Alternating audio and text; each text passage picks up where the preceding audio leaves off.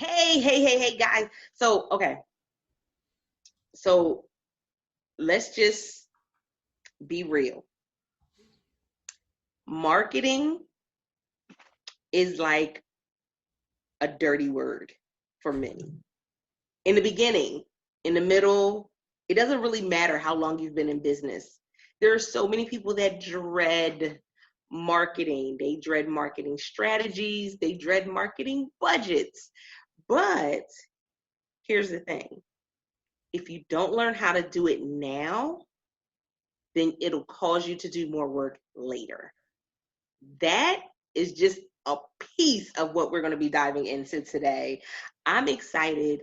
Why? Because, listen, marketing was never my strong suit. Just giving people a link on a consistent basis was never my strong suit. But I've had some conversations that really shifted my mindset. And I think that this particular episode is going to be one of those conversations that can shift yours too. I'm excited about my guest. Hello, Jon. How are you? Oh, I'm awesome. Thanks for having me out. Have a little fun today and all this. Oh, we are about to go all the way in. They may not like us a lot at the end. Because we talk the truth or what? Right, because we may spill some truths that, they're uncomfortable with, but I know that it'll help them in the long run. With that being said, tell the studio audience a little bit about yourself, and then we'll dive into today's topic. Unique, I guess, odd background, professional magician turned corporate salesperson, gone back to corporate magician along with keynote speaker. So mine is if there was a category called motivational performer, it would be that. I do a lot of MC work for major conferences and typically or as an opening or closing conference, a keynote speaker at a conference. And I speak on performance. Now, performance. You want me to go more depth? I don't know how in depth you want. Oh, no, we're about to, because the performance piece is a big one. I think go in a little bit more about the performance piece, because people think performance and they think that, I have to put on a show to get people where they need to go. Well, and one of my first programs, it was called It's Showtime, and that program literally takes me around the world still today. I mean, I wrote it. I guess I wrote, it's morphed over the years, but it's the playoff of what I did on the entertainment side. And as a magician, I started doing it 7 years old, and I toured professionally for a while, and it was sometimes freelance, sometimes full time, but it's always been a part of me. And, from that, you realize that, business is show business, and the perception that people have of you and that brand that you carry on stage as well as off stage, it speaks a tremendous amount to why people would follow up with you, why they want to follow you, why they want you back at their event, or but they think they may want you at their event, that aspect. So that performance side has really followed me around, and then take the performance at that level to a corporate, to an association, to an entrepreneur. What can we do on a regular basis to look at how we perform, why we perform, that purpose behind it, and how we can really be prepared at any given time, as I say, to be in the spotlight, to be ready to perform at our best, because we never know when those moments are going to happen. We never do. And you're in the spotlight and you have that choice to make, like, am I going to meet an expectation, or am I going to have these people remember what I did and how I did it? Well, that's really interesting, because it goes to a heart issue that I think, here we go. I'm giving you guys the disclaimer that this may sting a little bit, but a lot of people are still teeter and tottering when it comes to starting their business, because do I start something because of the money it will make, or because of the impact it will have? That part. And I think with what you just said really speaks to the impact, because a lot of times what we already have, what we're already good at, we can take that to another level, as opposed to attempting to, try to do something that we're not really that good at. And you even relate to me when I saw myself. I mean, I worked corporate world for 11 years, and maybe some folks have done some of that. Maybe they're 2 or 3 years in. And I was in the job that you thought you always wanted, and when you talk about making an impact versus making money, the job that I wanted, I was the vice president of sales. I had 250 sales reps. I had the corner office. I had the country club membership. I had the company Mercedes. Like, that is like, woohoo. And right? I had no interest in being there because I made no impact. I had no purpose. I was making good money, and but you can only do that for so long in your heart until you just go numb and cave in. And what if your listeners are out there like, but I want to make an impact. I feel you. I was there. I walked away from that job with a wife who didn't work, a 3-year-old and a 1-year-old, and I went after it, and I went after it hard. So you do have to make the decision, and you can make money. Don't, it's not one or the other, but you can find both if you're willing to look for it and go after it. Mm, I think we're just going to pause for all the excuses that just died in that moment. I know as a single mother of 4, it was definitely a hard decision at first, but after I made the decision, it was, why didn't I make it sooner? Like, what took you so long? That was a drop. That was a drop the mic moment. How you said that. Why didn't I do it sooner? Love that. Yeah. So that part. Now, okay, so when it comes to the marketing piece, let's just be real. When people think about marketing, they think about, oh my goodness, graphics, logo, merch, Facebook ads. Like, they completely miss Google ads and all the other ad areas, but they kind of get lost in this sea of confusion because they think it takes too much to market my brand. So at the core, what is marketing? Wow. At the core, to define market, I guess marketing is putting out the putting in other people's eyes what you want your business to be seen as, what you want people to know or believe about you, that brand, that awareness. And there's many ways of doing it. And I've tried some, and some have worked and some have didn't. I've stopped doing it. I did it again. But marketing is having people know about you, what you believe about yourself, and what you can provide them.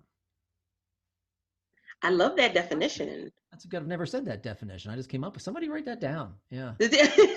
Yeah, go back, rewind, and make sure No, you go ahead and get that one. this is what I think the value is I provide. This is what other people say. So how can I have other people hear that message and benefit from it? You know? And that speaks to so many different things, because I think, again, we get kind of, frazzled when we hear, oh, I got to have a marketing plan, I got to have a marketing budget, and they get started and then they kind of just fizzle out and fade away. But marketing is such a key part to the success of your business. And there's no way, you can't be a successful business owner if you're not doing some form of marketing. And I love what you said as well, Jon, that, listen, some things didn't work. I tried it, it didn't work. I tried something else. And I'll even say it when I've stopped doing it, you feel the effects of it. Like I was, and this is really in the past 3-4 years. Business for me has been wonderful. Things all have changed here recently based on when we're recording this. But I got complacent. I hadn't made a sales call in at least 5 years. Business came to me, and I was on the top, and things were hitting.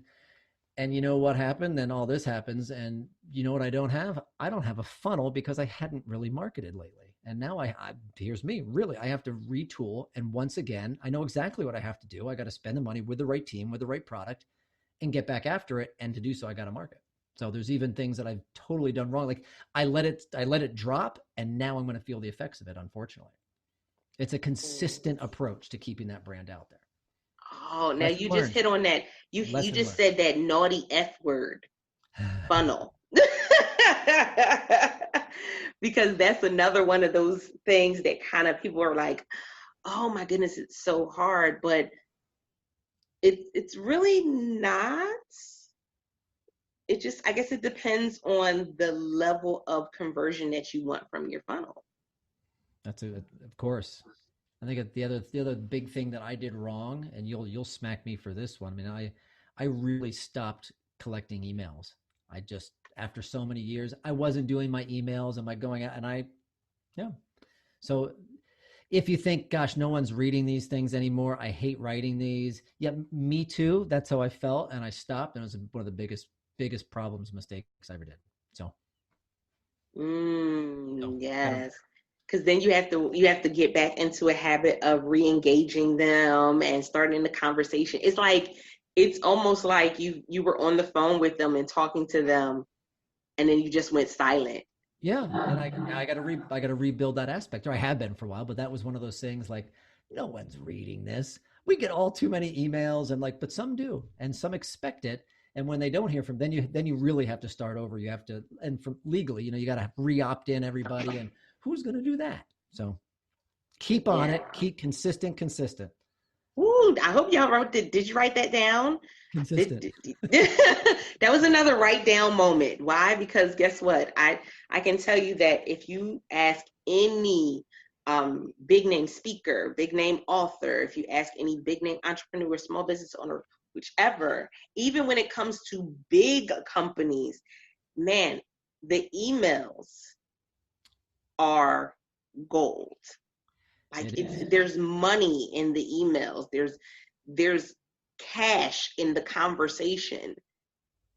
And when you tap into that consistently, then you put yourself at a higher advantage when situations like yes, 2020 is now a situation. When situations like 2020 happen, you have something else to fall back on. And even I look at it like now we're in this time we can survive or we can thrive, and that's your decision to make on how you're going to approach an attack. If you're in the segment of whenever you're listening to us, we're currently how do we're in the midst of a pandemic. We can't leave. There's no live events. There, it's insane. So I'm deciding to thrive and not sit back and go. But I've been doing this.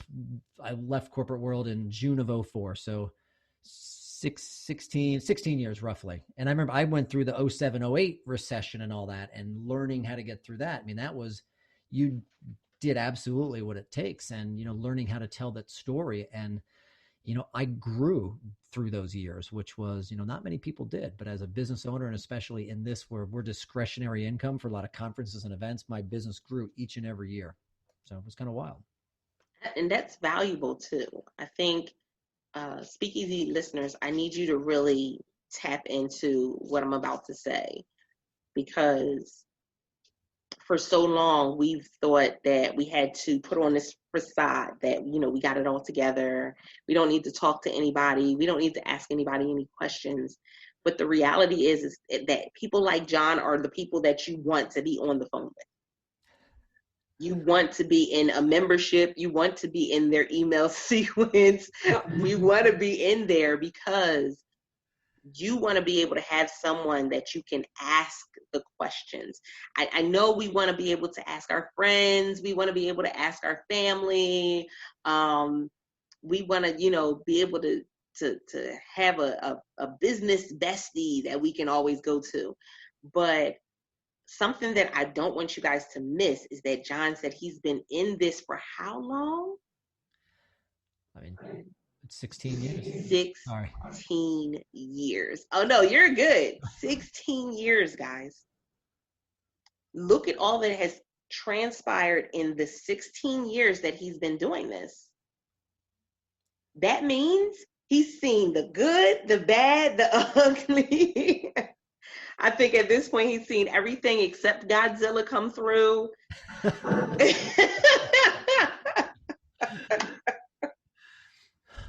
That's funny. I like that. It can kind of like don't speak it, because man, we're no Godzilla this year. No, none of that. No more. I think at this point I said, we don't know if we need to call Captain Planet or the Autobots. At this point, we're just like, we need the real life Avengers. Yeah. Right. We need somebody really to come and help, because it has gotten way out of hand. It's gotten way out of hand. And we can laugh about it now. But if you would have probably talked to us in about April of 2020, it would have been tears. Call me later. Yeah. It would have been tears. Down with 2020. I've seen so many people say, just cancel 2020. Just bring on 2021. We're good with the last couple months. Just go ahead and erase those, scrap those. Just start over with January 1st. But and that's it's funny, we can laugh about it, but it's real. Is that, guess what? Marketing puts you in a position to where you don't have to cancel 2020. Great And point. I'll say it boldly.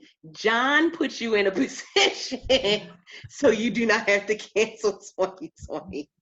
No, and cancel. I mean, I've like you or like many. I mean, it's you know, I mean, through relationships with clients is reaching out and helping them and adding value to their business any way that you can in these times. That's marketing right now. What marketing is now is not, at least it wasn't, April, May, it wasn't selling and heavy marketing. Marketing during this is, listen, I'm here. You've been a great client. Here's what I can do for you now. Here's my capabilities. And from that, I wasn't looking for money.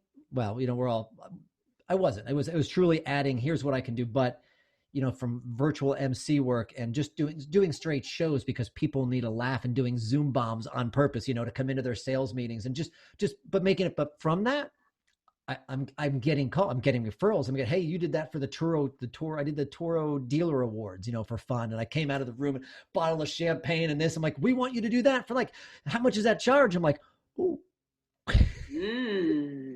thank you. It's this, and so, but adding value and sharing what you can do and how you can help people, that really goes a long way. I talk about simple moments in life, and right now those simple moments are caring and kindness and perspective and patience, and giving what you can afford to give from your heart and from your mind and from your repertoire. If you're a speaker, what can we do? But from that, we totally build greater relationships.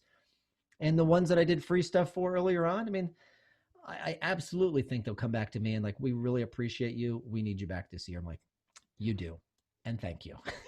That's it. Oh my goodness. We can't even, we couldn't have ended the episode with anything better, because guess what?